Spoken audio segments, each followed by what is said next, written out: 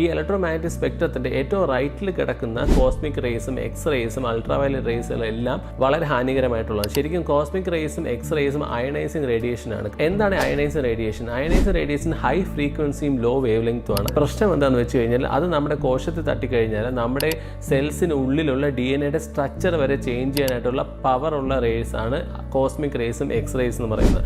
അതുകൊണ്ടാണ് നമ്മൾ ഹോസ്പിറ്റലിൽ എക്സ്റേയും CTയും എടുക്കാൻ പോകുന്ന റൂംസ് എല്ലാം വളരെ സേഫ് ആയിട്ട് വാർണിംഗ്സ് നമുക്ക് തന്നിട്ടുള്ളത്. നേരെ മറിച്ച് ഇതിൻ്റെ ലെഫ്റ്റ് മോസ്റ്റ് സൈഡിലേക്ക് വരുമ്പോഴത്തേക്ക് അവിടെ നമ്മൾ കാണുന്ന മൈക്രോവേവ്സ്, റേഡിയോ വേവ്സ് അതെല്ലാം ലോ ഫ്രീക്വൻസിയും ഹൈ വേവ് ലെങ്ത്തുമാണ്. അതെല്ലാം നോൺ അയണൈസിങ് റേഡിയേഷനാണ്. അതിൻ്റെ അർത്ഥം വെച്ചാൽ ഒരിക്കലും നമ്മളെ സ്കിന്നിനെ പെനട്രേറ്റ് ചെയ്യാനോ അതിൻ്റെ സെൽസിനകത്തുള്ള DNA സ്ട്രക്ചർ മാറ്റാനായിട്ടുള്ള കഴിവോ പവറോ അതിനില്ല. അതുകൊണ്ട് തന്നെ വളരെ സേഫായിട്ട് യൂസ് ചെയ്യാൻ പറ്റുന്നതാണ്. നമ്മൾ ഫോണിൽ ഉപയോഗിക്കുന്നത് ശരിക്കും റേഡിയോ വേവ്സ് ആണ്. അത് പറയുന്നത് നമ്മൾ വിസിബിൾ ലൈറ്റിനേക്കാളും സേഫ് എന്ന് നമുക്ക് വേണമെങ്കിൽ പറയാം. വിസിബിൾ ലൈറ്റ് എന്ന് പറയുന്നത് റേഡിയോ വേവ്സിനേക്കാളും